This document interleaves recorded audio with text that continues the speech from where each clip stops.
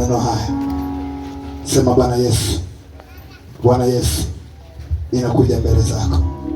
Mimi mtoto wako uliyeniumba kwa thamani kubwa, ukanitofautisha na mnyama, ukanipa akili ya kujua mema na mabaya.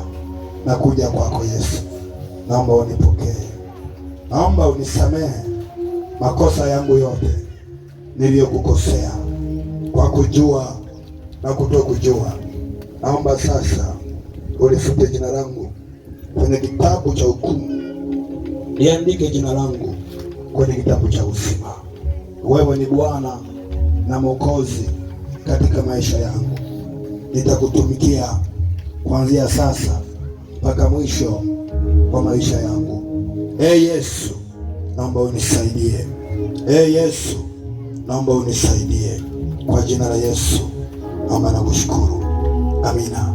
Baba, katika jina la Yesu takatifu, Mungu wa Israeli, Mungu mwaminifu, wewe ambaye ulisema katika neno lako ya kwamba hupendezi na mwenye dhambi akifa au akifia dhambini, bali akitubu dhambi zake. Asante kwa kuwa watoto wako hawa uliwatunza, uliwalinda Bwana.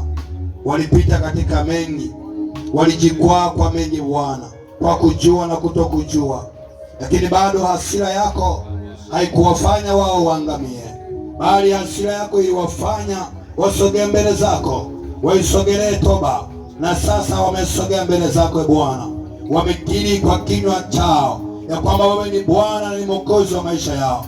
Na sasa Yesu, na waleta kifuani mwako, inaomba Bwana ukawapokee, naomba ukawatetee, ukawatunze. Sasa tunahitaji neema yako ikatembee nao kuanzia sasa mpaka mwisho wa maisha yao. Peke yao hawataweza.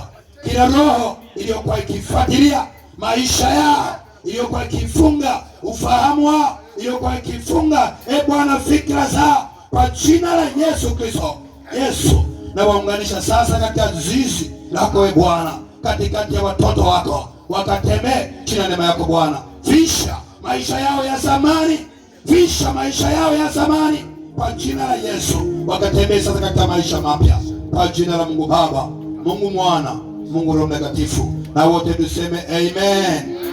Pigie Bwana makofi ya shangwe kwa ajili ya watoto hawa wazuri ambao wamekuja kumkiri Yesu, wamekuja kujiungamanisha ili waweze kutembea kwa upya katika maisha yao.